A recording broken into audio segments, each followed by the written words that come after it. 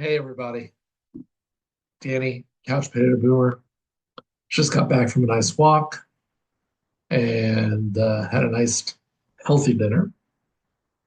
If you must know, fingerling potatoes, broccoli, chicken breast, low sugar, low sugar, no sugar, low sodium,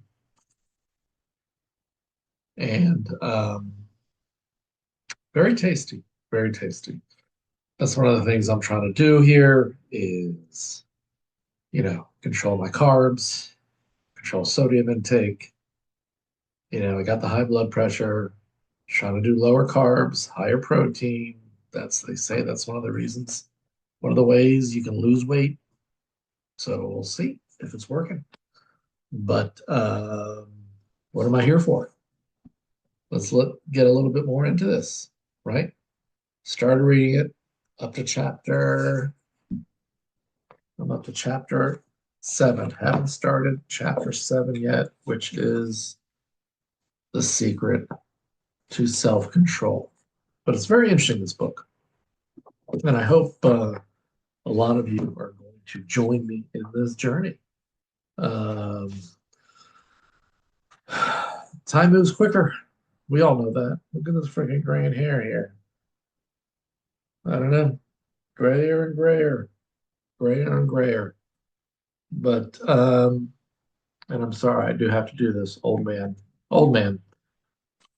So, James Clear, right?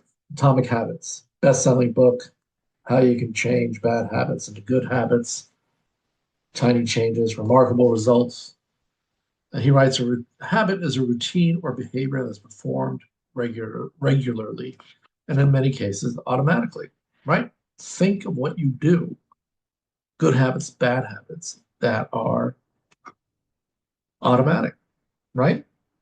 I get up in the morning, or obviously got to go to the bathroom, go straight to the kitchen, make the coffee. I tried doing that thing where, like, I would put it in the coffee maker, set the timer, and then I would wake up and the coffee would be right there. But I don't know, something was missing. I went back to that routine, right? Is that it? And again, we're going to get into the coffee debate. We won't get into the coffee debate, whether coffee is good or bad for you. But, that's a routine. You get in the morning, you brush your teeth, right? Bad habit I have. I don't floss as often as I should. Got to start making that a good habit, right? Okay.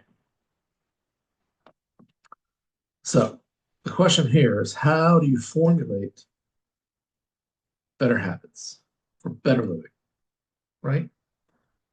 And, James Clear relies on behavioral science, right? The backbone, it says here in his intro, the backbone of this book is my four-step model of habits: cue, craving, response, and reward.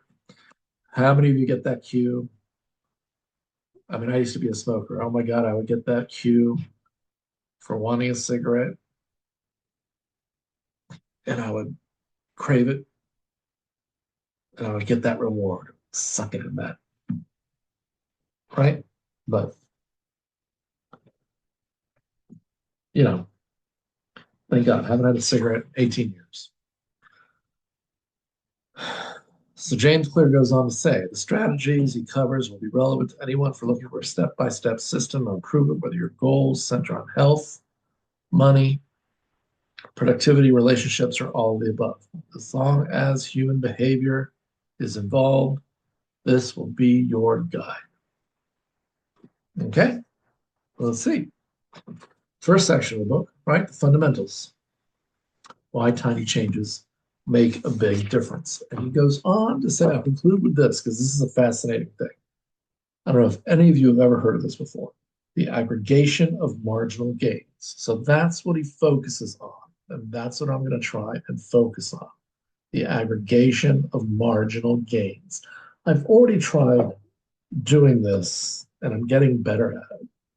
And it seems to help with only eating during certain hours, trying to eat late in the morning, 10:30, and finish by 7. I know it says 8:16, but I'll see if I can do that more exactly. But I try and finish dinner by 7:15 in the evening and try. Most nights I succeed. Not to late night snack, not to eat anything afterwards, right? Give my body a few hours to adjust and to digest, right?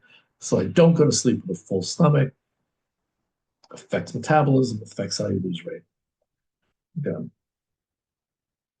I got to do something about my hair. Anyway, so the aggregation marginal gain. So he goes on to tell the story of this gentleman who was hired to manage the British cycling team, which in years past was one of the worst cycling teams on the circuit. So he believed in this concept, the aggregation of marginal gains, right? So he began making small adjustments you might expect from a professional cycling team. They redesigned the bike seats to make them more comfortable, rubbed alcohol on the tires for a better grip. They asked riders to wear electric heated overshorts to maintain ideal muscle temperature while riding. They tested various fabrics in wind tunnels and had their outdoor riders switch to an indoor racing suits, which proved to be lighter and more aerodynamic. And on and on and on and on. And soon, during the 10-year span from 2007 to 2017, British cyclists won 178 world championships, 66 Olympic or Paralympic gold medals, and captured 5 Tour de France victories in what is widely regarded as the most successful run in cycling history. The accumulation of aggregate gains, or as he puts it, the aggregation of marginal gains. The aggregation of marginal gains. Atomic habits, tiny changes, remarkable results. Let's see if that I can put that into fruition. And I hope that you will all join me. Okay, until next time, let's see what progress we make.